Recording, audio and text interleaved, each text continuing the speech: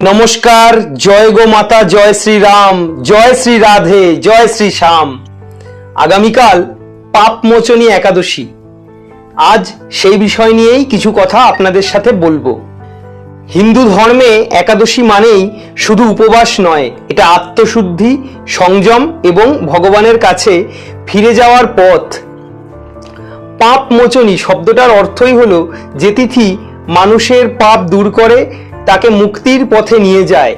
শাস্ত্রে বলা হয়েছে, যে ব্যক্তি ভক্তি ভরে পাপমোচনী একাদশীর ব্রত পালন করেন, তার অতীতের ভুল, অজান্তে করা পাপ এবং জীবনের নেতিবাচক শক্তি ধীরে ধীরে দূর হয়ে যায়।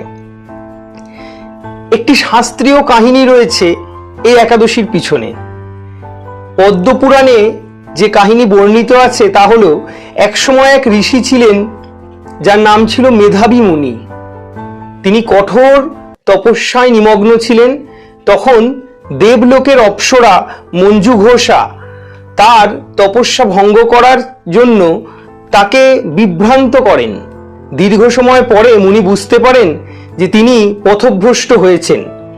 তখন তিনি অনুতপ্ত হয়ে ভগবান বিষ্ণুর কাছে ক্ষমা প্রার্থনা করেন। ঋষির পিতা তাকে বলেন, পাপমোচনী একাদশীর ব্রত পালন করো। মুনি এই ব্রত পালন করার পর তিনি তার পাপ থেকে মুক্তি লাভ করেন। এই কারণেই এই একাদশীর নাম পাপমোচনী একাদশী। আচ্ছা, কেন পালন করবেন? আসলে আজকের দিনে আমরা সবাই তো ভুল করি। রাগ, অহংকার, ক্ষোভ, লোভ এইসব আমাদের জীবনকে ভারী করে তোলে। কিন্তু পাপমোচনী একাদশী আমাদের শেখায় নিজেকে শুদ্ধ করা, ভুল স্বীকার করা এবং ঈশ্বরের কাছে ফিরে যাওয়া। এই ব্রত পালন করলে মানসিক শান্তি বাড়ে, আত্মসংযম বাড়ে, পাপ ক্ষয় হয়, আধ্যাত্মিক শক্তি বৃদ্ধি পায়। কিভাবে পালন করবেন? ভোরে উঠে পরিষ্কার বস্ত্র পরুন, ভগবান বিষ্ণুর পুজো করুন, তুলসী পাতা, ধূপ, প্রদীপ নিবেদন করুন, ওং নমো ভগবতে বাসুদেবায় জপ করুন।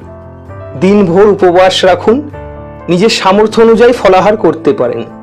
সন্ধ্যায় আরতি করুন।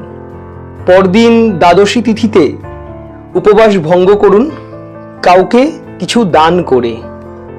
শেষ একটা বার্তা যদি বলি আপনাদের, মনে রাখবেন, হিন্দু ধর্মে উপবাস মানে শুধু খাবার না খাওয়া নয়। উপবাস মানে কিন্তু খারাপ চিন্তা থেকেও দূরে থাকা, নিজেকে শুদ্ধ রাখা এবং ভগবানের কাছাকাছি যাওয়া।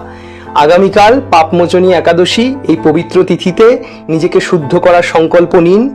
হরি ওম, জয় শ্রী হরি।